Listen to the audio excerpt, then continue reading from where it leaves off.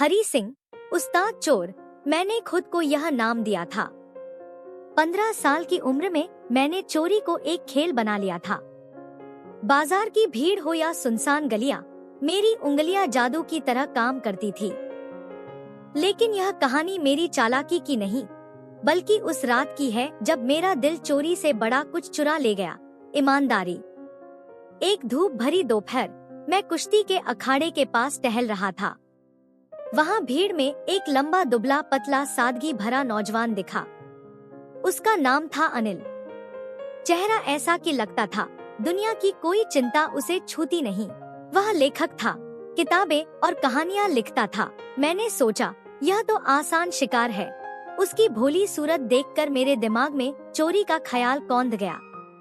मैंने अपनी सबसे मासूम मुस्कान चेहरे पर चिपकाई और उसके पास जा पहुंचा। साहब, मुझे काम चाहिए, आंखों में बनावटी भोलापन भरते हुए मैंने बड़े अदब से कहा। काम? अनिल ने मुझे गौर से देखा, फिर हंसते हुए बोला, क्या जानता है तू छोटे, खाना बनाना आता है? हाँ हाँ साहब, मैं तो ऐसा खाना बनाता हूँ कि उंगलियां चाटते रह जाओगे। मैंने झट से झूठ बोल दिया। अनिल ने मेरी ओर देखा, जैसे मेरे झूठ को भांप रहा हो। फिर बोला, चल ठीक है, मेरे साथ आ। लेकिन सुन, पैसे ज्यादा नहीं दूंगा। कोई बात नहीं साहब, मैंने मन ही मन हंसते हुए कहा, मुझे पैसे नहीं, मौका चाहिए। अनिल का घर छोटा सा था, किताबों और कागजों से भरा हुआ। वह दिन में लिखता और रात को मुझे खाना बनाने को कहता। अब मैंने तो कभी चूल्हा नहीं जलाया था, सो मेरा बनाया खाना ऐसा था कि कुत्ते भी मुंह फेर लें। पहली बार जब मैंने रोटी बनाई तो वह जली हुई चपाती कम, कोयले का टुकड़ा ज्यादा लग रही थी। अनिल ने एक निवाला खाया, फिर हंसते हुए बोला, हरी, ये तो कुत्तों को भी नहीं खिलाया जा सकता। फिर उसने वह खाना पास के कुत्तों को दे दिया और मेरे लिए दाल चावल बनाया। उसकी इस दयालुता ने मुझे थोड़ा झकझोर दिया, लेकिन मैंने अपने चोर वाले दिमाग को समझाया, हरी, भावनाओं में मत जा, काम पर ध्यान दे।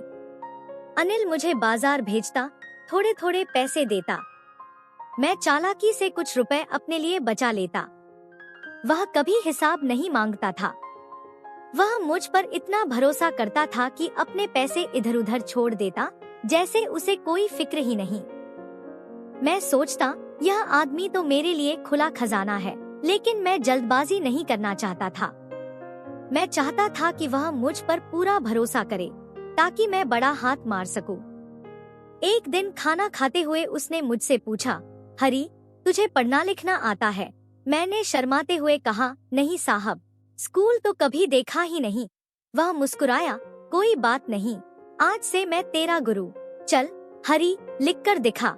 उसने मुझे अक्षर सिखाए, शब्द जोड़ना बताया। हर बार जब मैं कागज पर हरी लिखता, वह ताली बजाकर कहता, वाह हरी, तू तो एक दिन बड़ा आदमी बनेगा। उसकी बातें मेरे दिल को छूने लगी। लेकिन मेरा चोर मन चिल्लाता, हरी मत फंस, तेरा काम चोरी है, पढ़ाई नहीं। फिर वह रात आई जो मेरी जिंदगी का टर्निंग पॉइंट थी। अनिल को कुछ किताबें बेचने के लिए 600 रुपए मिले। उसने नोटों का बंडल लापरवाही से तकिए के नीचे रख दिया। मेरी आंखें लालच से चमक उठीं। हरी, ये तेरा मौका है, मेरा चोर मन चीख रहा था। रात गहरी हुई।